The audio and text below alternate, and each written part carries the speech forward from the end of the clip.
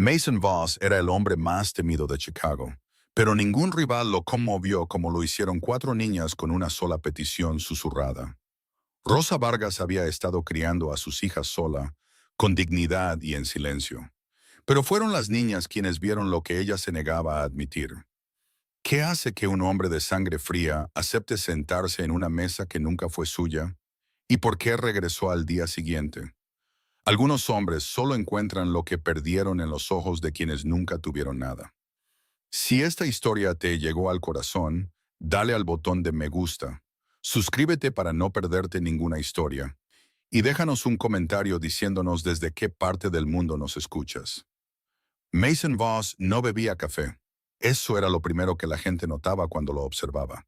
Y siempre había alguien observándolo. Pedía té, caliente, sin azúcar, en una taza de cerámica negra si la tenían. El Elmwood Diner en South Michigan tenía tazas de cerámica negra. Esa era la única razón por la que iba. Se sentaba en la última cabina de la izquierda, de espaldas a la pared y de cara a la puerta. Una vieja costumbre.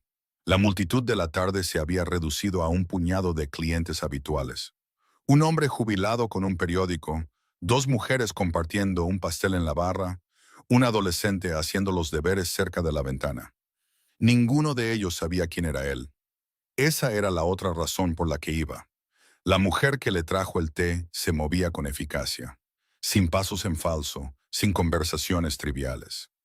Rosa Vargas llevaba 3 años trabajando en el turno de tarde del Elmwood.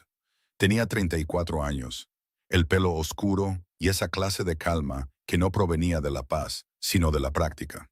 Dejó la taza sin derramar una gota y se fue antes de que él pudiera haberle dado las gracias, si es que hubiera tenido la intención de hacerlo. Mason rodeó la taza con ambas manos y observó la calle a través de la ventana. La ciudad se movía como siempre, indiferente, mecánica, implacable. Había construido un imperio dentro de ella, y aún así, a veces se sentía como un extraño mirando desde el otro lado del cristal. Llevaba sentado 11 minutos cuando la puerta se abrió de golpe. Cuatro niñas entraron en el restaurante como el mal tiempo que se cuela por una grieta. La mayor no podía tener más de 9 años.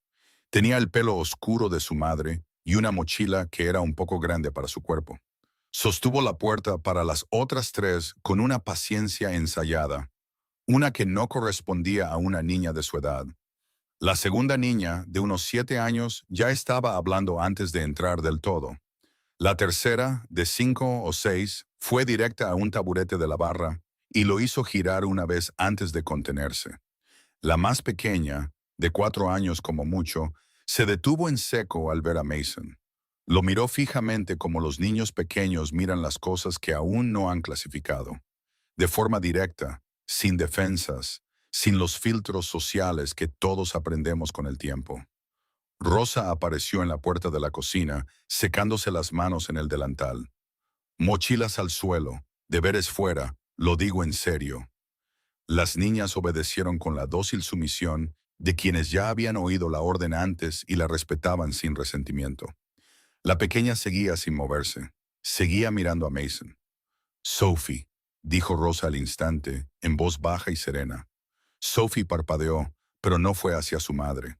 En lugar de eso, dio 3 pasos deliberados hacia la cabina de Mason y dijo con una voz que se oyó en todo el restaurante. ¿Eres el papá de alguien? El hombre jubilado del periódico levantó la vista. Las dos mujeres de la barra se giraron. Mason no se movió. Miró a la niña, de 4 años, con cara seria, una coleta un poco más suelta que la otra, y no dijo nada. Sophie, ven aquí.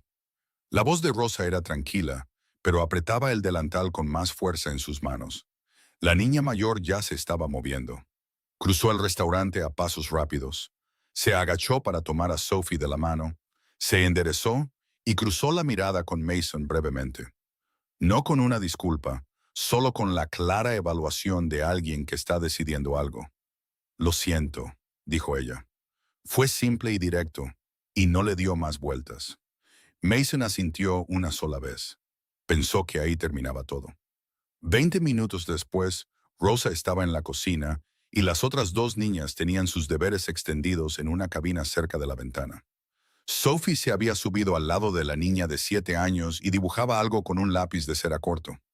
Mason había terminado su té y se estaba poniendo el abrigo cuando la niña mayor apareció junto a su cabina.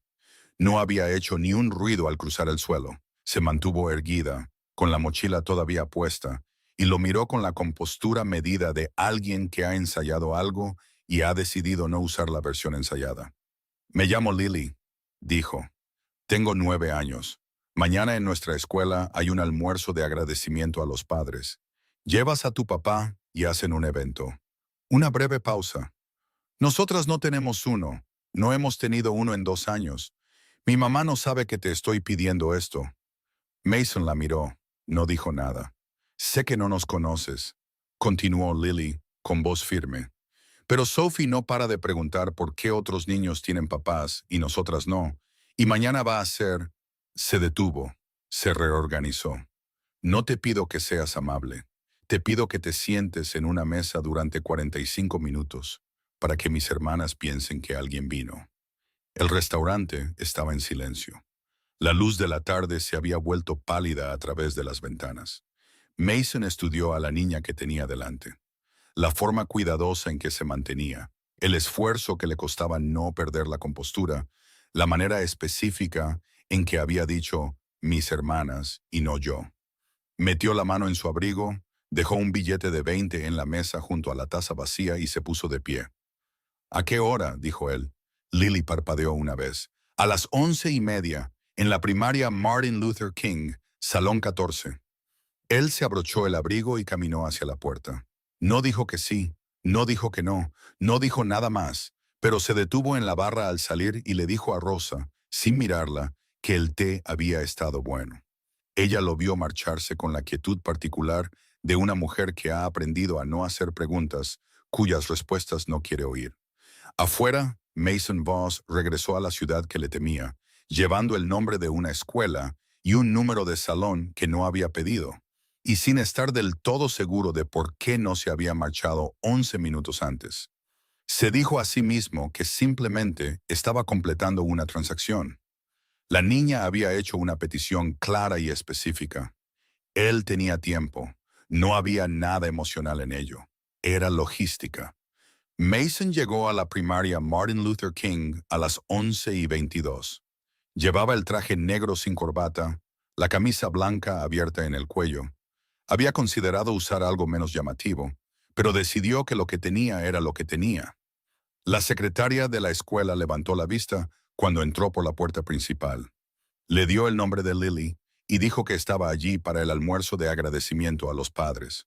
La mujer tecleó algo, miró la pantalla y luego a él de nuevo. ¿Y su nombre? Mason. Ella lo tecleó. Viera lo que viera en el formulario, le entregó una pegatina de visitante y le señaló el pasillo.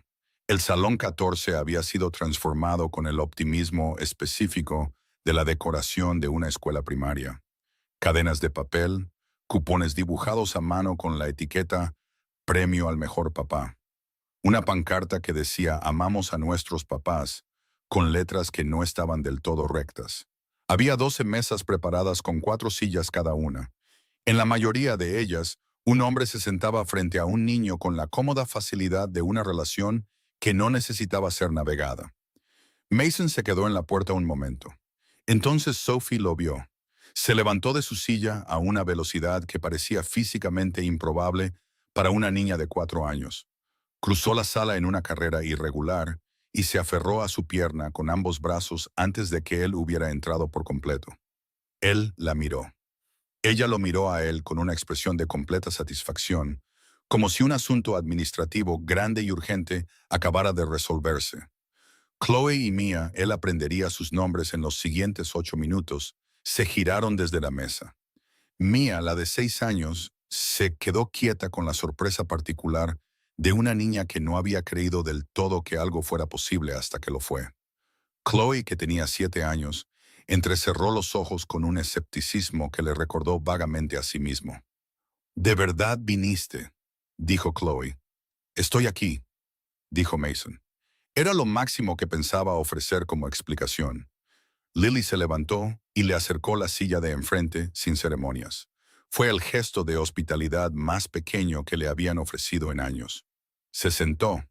El almuerzo consistía en sándwiches, vasitos de fruta y un cartón de zumo con pajita. Una profesora se acercó y confirmó que su nombre en el formulario era Señor Voss. Él dijo que sí. Ella siguió adelante. Sophie se había trasladado de su pierna a la silla justo a su lado y ahora presionaba la pajita de su zumo contra su manga para mostrarle cómo funcionaba. Sé cómo funciona una pajita, dijo él. Algunas personas no, dijo Sophie con total seriedad. Al otro lado de la mesa, Lily lo observaba como lo había hecho en el restaurante, firme, midiéndolo, haciendo inventario. Maya había empezado a comer y al mismo tiempo intentaba mostrarle un dibujo que había hecho de su gato. Él lo sostuvo, lo miró y se lo devolvió. Ella sonrió como si él hubiera dicho algo extraordinario. Fueron los 40 minutos más extraños de su vida adulta. La profesora pidió a cada mesa que compartiera una cosa que amaban de su papá. 3 mesas más allá, un hombre habló de enseñar a su hijo a montar en bicicleta. 2 mesas más allá, una niña dijo que su papá hacía el mejor sándwich de queso a la plancha. Cuando llegó el turno de su mesa, Chloe miró a Mason con los ojos ligeramente entrecerrados. Es muy callado, dijo finalmente. Pero vino. La profesora sonrió y siguió adelante. Mason mantuvo su expresión exactamente donde la había dejado. Estaba colocando el envoltorio del zumo de Sophie en la pequeña papelera cuando la puerta del Salón 14 se abrió y entró Rosa Vargas. Todavía llevaba su delantal de trabajo.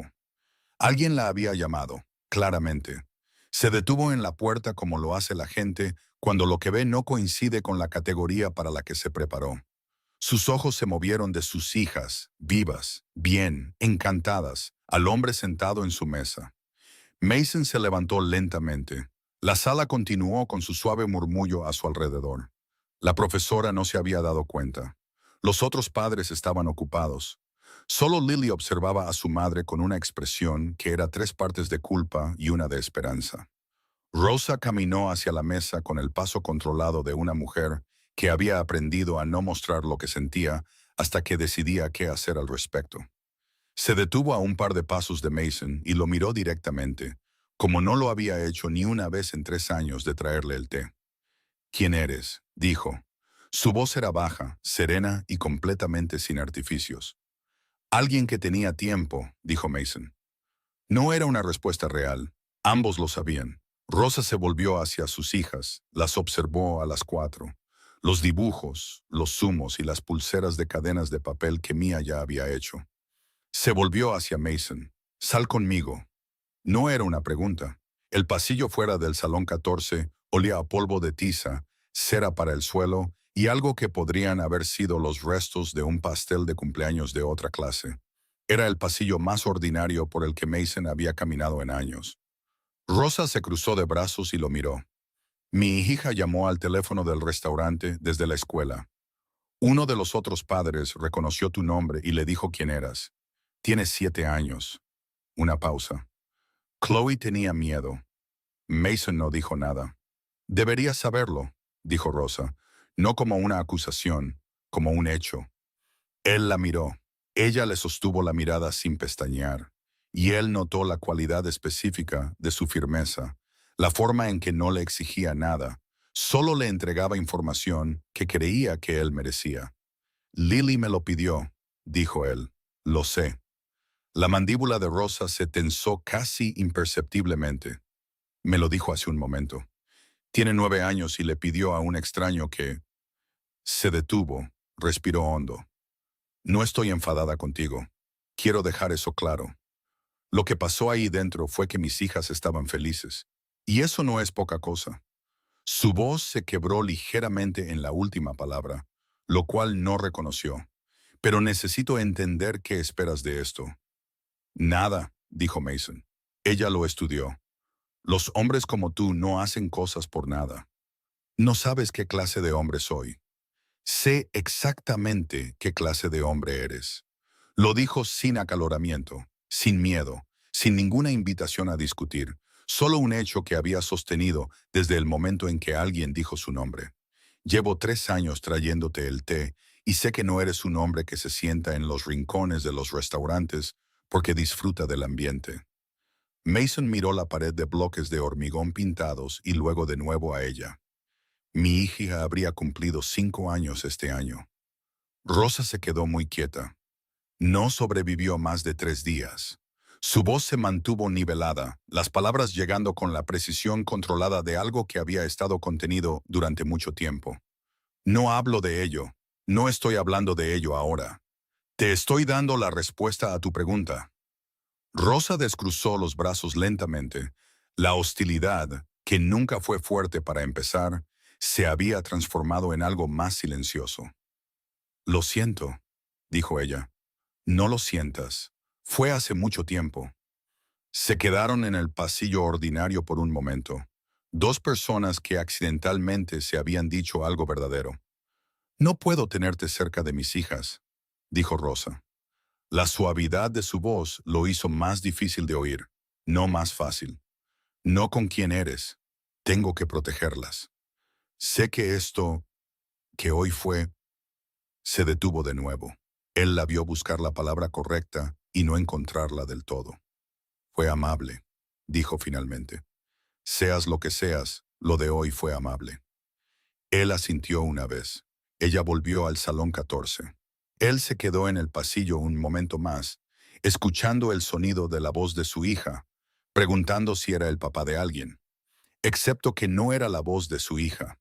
Era una niña que no conocía, y estaba viva y bien, dentro de una habitación que olía a polvo de tiza. Y él estaba fuera. Caminó por el pasillo hacia la salida. Su teléfono vibró en el bolsillo de su abrigo. Lo revisó sin detenerse. El mensaje era de su segundo al mando, Reyes. La gente de Falcone vino al restaurante. Preguntaron por ti.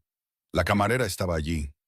Mason dejó de caminar. Miró el mensaje de nuevo.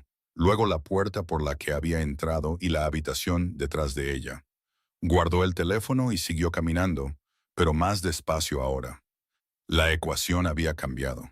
No tenía nada que ver con Rosa Vargas o sus hijas, o un evento escolar que había durado 40 minutos.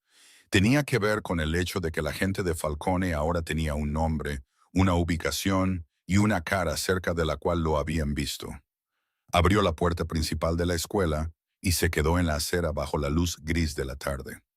Se había dicho a sí mismo que estaba completando una transacción. Empezaba a comprender que, en cambio, había iniciado algo. La protección fue silenciosa. Siempre era silenciosa con Mason. Un cambio en qué coche estaba aparcado, dónde, qué hombre almorzaba en qué barra, qué par de ojos vigilaba qué puerta. Rosa Vargas no lo habría notado. No estaba previsto que lo hiciera. Se dijo a sí mismo que era una precaución, una gestión estándar de una situación en desarrollo. Falcone había hecho un movimiento hacia su radio de acción, y hasta que entendiera por qué, la contención era apropiada. La mujer y sus hijas eran una variable incidental.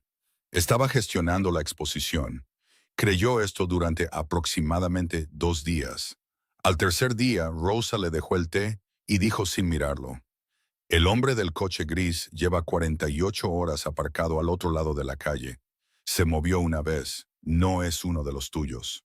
Mason levantó la vista. Llevo 3 años sirviendo a gente en este restaurante, dijo ella, sin llegar a mirarlo a los ojos. Sé quién pertenece aquí y quién está vigilando. El hombre del coche gris está vigilando. Lo sé, dijo Mason. ¿Me se está vigilando a mí o a ti? A ti. Rosa dejó la tetera y finalmente lo miró. ¿Por qué? Porque yo estaba aquí.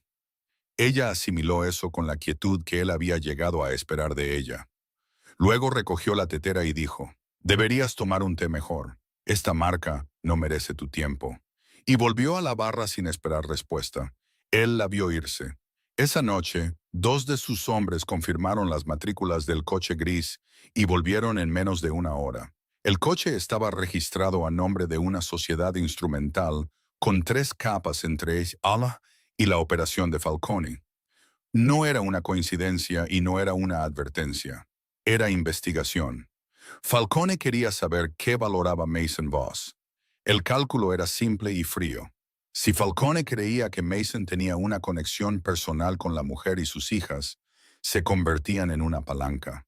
Si Mason dejaba claro que no tenía ninguna, el interés se disolvía y el coche gris pasaba a otra persona. Debería haberse alejado, dejar que el coche se quedara y que el interés se desvaneciera. Asegurarse de que Rosa Vargas entendiera que él era simplemente un hombre que pedía té y que había asistido a un almuerzo escolar como un lapso impulsivo y temporal de juicio. Habría sido el movimiento correcto, el movimiento limpio, el que no dejaba exposición ni enredos. En lugar de eso, volvió al Elmwood la tarde siguiente. Rosa no hizo ningún comentario. Le trajo su té sin que se lo pidiera, la marca buena esta vez, en una taza de cerámica negra que estaba más caliente de lo habitual. Él no reconoció el cambio y ella tampoco. Había una disciplina particular en la forma en que operaban el uno con el otro. Nada reconocido, nada representado, todo simplemente entendido. Lily entró después de la escuela y se detuvo al verlo. Evaluó la situación como siempre parecía evaluar las situaciones, haciendo inventario, decidiendo algo, y luego se sentó en la cabina frente a él sin preguntar. Chloe ya no te tiene miedo, dijo. Él la miró. Te buscó en su tableta, dice que eres peligroso, pero que apareciste. Lily pareció considerar esto cuidadosamente. Ella cree que son la misma cosa. No lo son, dijo Mason. Lo sé. Sacó una hoja de ejercicios de matemáticas de su mochila y la puso sobre la mesa. Sophie pregunta por ti todos los días. Le dije que eras un amigo de la familia. No sé si eso es verdad. No está muy lejos de la verdad, dijo Mason, que era más de lo que había pretendido decir. Lily asintió, miró su hoja de ejercicios y no dijo nada más. Fue el silencio más cómodo en el que había estado en mucho tiempo, y solo ese hecho debería haberle dicho algo. Entonces Mia vino del pasillo trasero y le trajo un dibujo que dijo que era de él, que no se parecía en casi nada a ningún ser humano que pudiera identificar. Y Sophie se subió al asiento a su lado antes de que Rosa pudiera detenerla y le preguntó si tenía un gato. Él le dijo que no. Ella le dijo que debería tener uno. Luego enumeró 3 nombres que pensó que serían adecuados, el último de los cuales fue Trueno, que pronunció con total convicción. Él casi dijo algo. No lo hizo. Rosa apareció en la puerta de la cocina y observó a su hija menor sentada junto al hombre más peligroso de Chicago, discutiendo los méritos de tener un gato con total seriedad. No se movió durante un largo momento. Cuando finalmente lo hizo, fue solo para desaparecer de nuevo en la cocina, y Mason oyó el sonido silencioso de alguien dejando algo con mucho cuidado, como una persona que decide no decir lo que está pensando. Afuera, el coche gris se había ido. Pero eso no significaba nada. Solo significaba que Falcone había dejado de ser obvio al respecto. Fue Chloe quien acudió a él, no Lily. Lily, que lo había empezado todo, que calculaba y planeaba y se mantenía entera con la cuidadosa arquitectura de una niña que lo había estado haciendo durante más tiempo del que una niña de 9 años debería. Fue Chloe, la escéptica, la que lo había buscado y decidido que era peligroso, pero que había aparecido, quien se presentó en su cabina habitual un jueves por la tarde, con la mandíbula apretada y dijo, «Un hombre me habló hoy fuera de la escuela». Mason se quedó muy quieto. Me preguntó si mi mamá tenía novio. Lo preguntó como si ya supiera la respuesta y solo quisiera oírme decirlo. Las manos de Chloe estaban planas sobre la mesa. Olía a cigarrillos y se paró demasiado cerca. No le respondí. Me alejé rápido como mamá siempre nos dice que hagamos. Hizo una pausa. Mamá no lo sabe. Vine aquí primero. Él la miró. 7 años firme como el hierro, contándole algo que debió asustarla con la compostura de alguien del doble de su edad. Hiciste lo correcto, dijo él. ¿Alguien más lo sabe? Lily. Ella me dijo que viniera aquí. Por supuesto que sí. Ve a sentarte con tus hermanas, dijo él. No se lo digas a tu madre todavía, yo me encargo. Chloe lo miró durante un largo momento, con esos ojos entrecerrados, que lo habían estado midiendo desde el almuerzo de los padres, decidiendo cuánto confiar y hasta dónde podía extenderse esa confianza antes de que se convirtiera en algo peligroso. «Vas a arreglarlo», dijo. No era una pregunta. «Sí», dijo él. Ella se fue. Hizo 3 llamadas en los siguientes 9 minutos, y para cuando Rosa vino a rellenar su taza, ya sabía el nombre del hombre, a qué rincón de la operación de Falcone pertenecía y exactamente qué se estaba tramando. El panorama era más claro ahora. Falcone no estaba haciendo un movimiento de poder contra el territorio de Mason. Estaba cerrando un cabo suelto de hacía 14 meses, y Rosa Vargas estaba sentada justo en medio de ello. Lo que no esperaba fue lo que Rosa le dijo a continuación. Dejó la tetera y se sentó frente a él, algo que nunca había hecho antes. El restaurante estaba medio vacío. El sol de la tarde bajó a través de las persianas, cortando finas líneas doradas sobre la mesa. Entrelazó los dedos frente a ella y lo miró con la compostura específica de alguien que ha estado posponiendo una decisión hasta que ya no puede más. «Necesito decirte algo», dijo. «Debería habértelo dicho hace mucho tiempo». Él esperó. Hace unos 14 meses, 2 hombres entraron aquí tarde después de cerrar. Yo era la última en terminar. Estaba en la parte de atrás y los oí hablar. No apartó la vista de él. Usaron tu nombre. Hablaron de un cargamento, un almacén en la calle Kellner, un hombre llamado Duca que iba a desaparecer esa semana. Una pausa. No te conocía entonces, no más allá del pedido de té. Pero tenía 4 hijas en casa y sabía lo que le pasaba a la gente que informaba de cosas que había oído. Así que me callé. Mason no dijo nada. 3 semanas después, Duca había desaparecido. Nada en las noticias, simplemente desaparecido. La voz de Rosa se mantuvo plana y factual. ¿De qué he estado sirviendo té cada semana desde entonces, sabiendo que tenía información por la que tus enemigos podrían haber pagado, sabiendo que la guardé? Le sostuvo la mirada sin disculparse. La guardé porque tenía 4 hijas a las que volver a casa. Esa es la única razón. La luz de la tarde se posó entre ellos en la mesa como algo que necesitaba ser reconocido. «Falcone sabe que estuve aquí esa noche», dijo ella. «Creo que de eso se trata esto, no de ti y de mí. De esa noche, hace 14 meses». Mason la miró durante un largo tiempo.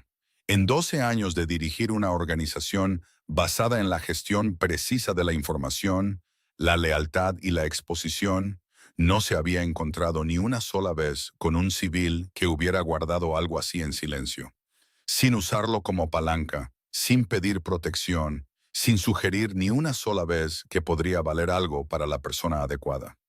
«¿Por qué me lo dices ahora?», preguntó él. «Porque un hombre se paró demasiado cerca de mi hija fuera de su escuela», dijo Rosa. «Y estoy harta de guardar cosas que ponen a mis niñas en peligro». Él asintió lentamente. «Voy a trasladaros», dijo él. «Esta noche, tú y las niñas. 3 días, quizás 4. Cuando volváis, todo habrá terminado». Rosa lo estudió. «¿Terminado? Yo me ocupo de lo que es mío», dijo él. «Tú y tus hijas estáis dentro de esa línea. No doy más explicaciones». Ella lo miró a través de la mesa. Esta mujer que nunca le había suplicado nada, que le había servido su té y su silencio con la misma calma precisa, que había guardado un secreto durante 14 meses porque tenía 4 hijas a las que volver a casa. «De acuerdo», dijo ella. Fue la mayor confianza que le habían ofrecido en años, y llegó sin ceremonia en un restaurante medio vacío en medio de una tarde de martes. Tardó 2 días. Esa era la parte que la gente nunca entendía sobre cómo operaba Mason. No la violencia, no el alcance, sino la paciencia. La capacidad de sentarse con una situación el tiempo suficiente para encontrar el único punto de presión que desenredaba todo lo demás. Falcone había construido algo razonablemente astuto, y a Mason le llevó 47 horas encontrar el hilo y 17 minutos tirar de él. No hubo escenas dramáticas, ni confrontaciones abiertas. Hubo una llamada telefónica, una transferencia de ciertos documentos a ciertas personas y una conversación tranquila en un garaje que terminó con un apretón de manos y los hombres de Falcone retirándose. Limpio, controlado, la forma en que Mason prefería que terminaran todas las cosas. No le explicó nada de esto a Rosa. No era necesario. Cuando Reyes la llamó al segundo día y le dijo que era seguro volver a casa, ella volvió a casa. No hizo preguntas. Llevó a sus hijas de vuelta a su apartamento encima de la ferretería en la calle Clement, fue a su turno del jueves en el Elmwood y no hizo mención de los 2 días pasados en una casa en el lado norte que técnicamente pertenecía a una corporación que oficialmente no existía. Ella era, reflexionó Mason, una mujer que entendía que cierta información era mejor dejarla exactamente donde estaba. Mason esperó una semana. Luego volvió al restaurante. Era un martes, a media tarde. El hombre jubilado estaba en la barra con su periódico. Las dos mujeres compartían un pastel. La luz de la tarde entraba por las ventanas en el ángulo bajo que significaba que el otoño se estaba instalando para quedarse. El tipo de luz de Chicago que era dorada durante exactamente 40 minutos antes de volverse gris. Rosa le trajo su té sin que se lo pidiera. Lo dejó sin derramar una gota y empezó a alejarse. El hombre del coche gris, dijo Mason. Ella se giró. No volverá. Rosa sostuvo la tetera y lo miró. No preguntó cómo, no preguntó qué había costado o quién lo había pagado. Dijo, gracias. Con el peso específico de alguien que lo dice en serio, exactamente, y ni una sílaba más. Y ese fue el final. Él asintió. Ella volvió a la cocina. Él se sentó con su té y observó la calle. La ciudad se movía como siempre, indiferente, mecánica, implacable. Había pasado 20 años aprendiendo a moverse con ella, a absorber su presión y redirigir su fuerza, y a mantenerse en pie cuando todo a su alrededor cambiaba. Era muy bueno en todo eso. Siempre había sido mejor en eso que en las cosas más tranquilas, las que requerían que estuvieras quieto sin estar en guardia, las que no pedían nada de tu fuerza y todo lo demás. Estaba sentado con ese pensamiento, o tratando de no estarlo, cuando oyó el sonido de unos piececitos en el suelo del restaurante. Sophie apareció al borde de la cabina. Llevaba una chaqueta amarilla con una capucha en forma de pato.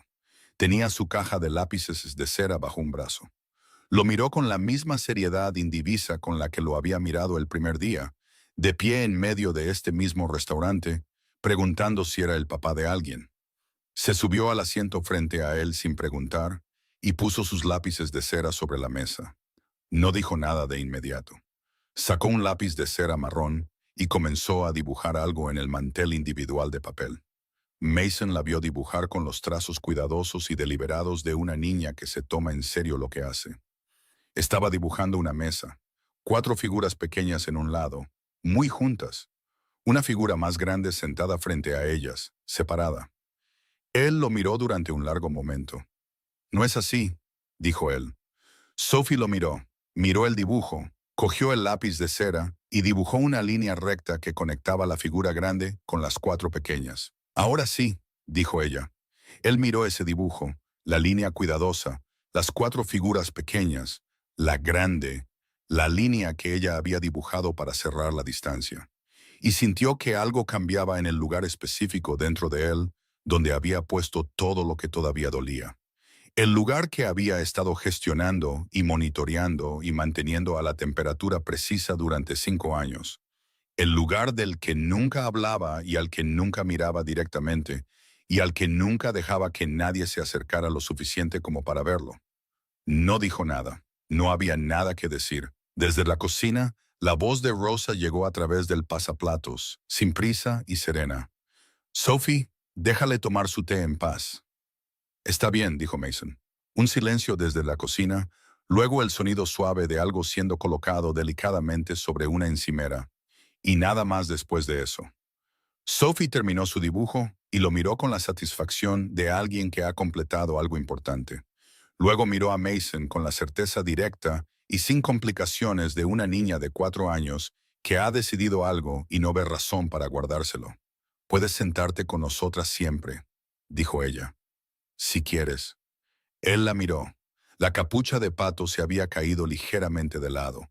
Una coleta estaba más suelta que la otra, igual que el primer día que se había acercado a él en este mismo restaurante y le había hecho la pregunta que lo había empezado todo. Era exactamente lo que habría esperado que dijera. Lo pensaré, dijo Mason Boss, pero no se puso el abrigo cuando terminó su té. Se quedó. Fin. Si esta historia te llegó al corazón, dale al botón de me gusta, suscríbete para no perderte ninguna historia. Y déjanos un comentario diciéndonos desde qué parte del mundo nos escuchas.